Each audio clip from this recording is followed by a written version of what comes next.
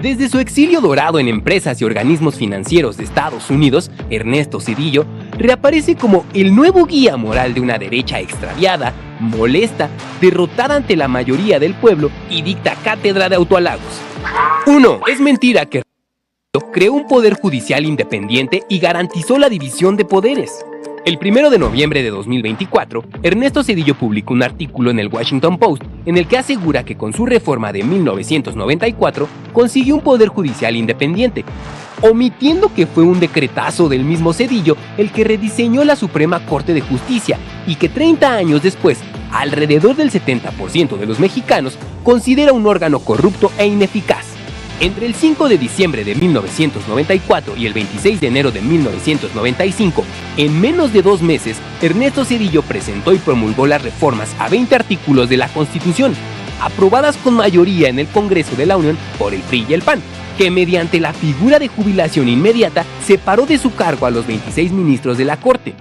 Los 11 ministros de la nueva Suprema Corte no fueron electos más que por el dedazo de Zedillo en acuerdo con el PRI y el PAN. Tan es así que el columnista Raimundo Riva Palacio comparó esta medida con lo realizado por el dictador peruano Alberto Fujimori y consideró que la reforma judicial era el equivalente a un golpe de estado técnico, pues rompía con la división de poderes y la inmovilidad de los jueces establecida en la Constitución. Zedillo ve la paja en el ojo ajeno y no la viga en su Suprema Corte. Esta actuó a modo del Poder Ejecutivo sin cuestionar o analizar medidas tan graves como el FOBAPROA, el anatocismo o cobro de intereses sobre intereses, el ilegal rescate carretero o la privatización de ferrocarriles de México. 2. Hoy Ernesto Zedillo se presenta como el salvador de la economía mexicana luego de la crisis de 1995, pero esto es mentira. Zedillo, el PRI y el PAN endeudaron a todos los mexicanos, convirtiendo las deudas privadas en deudas públicas.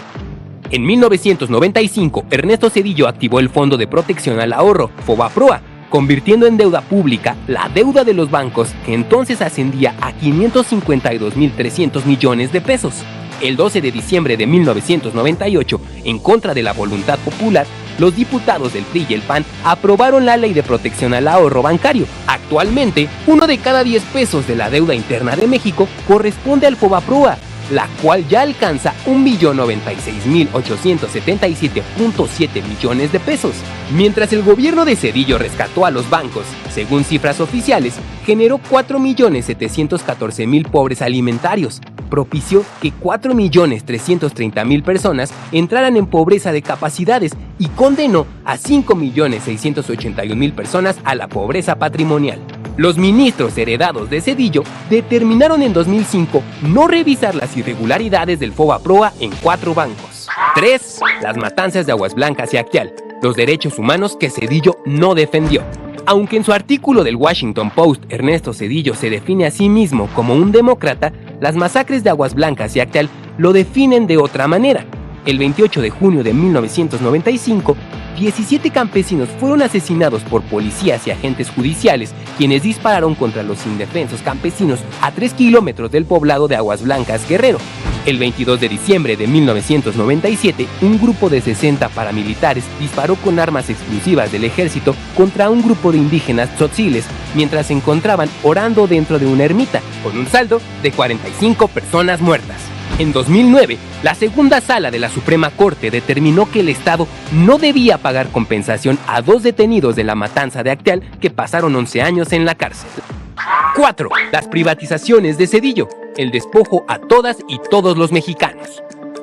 Ernesto Zedillo continuó con la política neoliberal y las privatizaciones iniciadas por Carlos Salinas de Gortari. De 1994 a 2000, Zedillo privatizó puertos, aeropuertos, minas, satélites y el negocio del gas. La privatización férrea se llevó a cabo mediante la concesión a empresas privadas por 50 años, incluida una al Grupo Ferroviario Mexicano, empresa filial de Union Pacific, en la que Ernesto Zedillo participó en su consejo de administración tras finalizar su presidencia, materializando así la puerta giratoria. Durante su gobierno, Zedillo benefició a una empresa ferrocarrilera privada y luego esta lo benefició a él.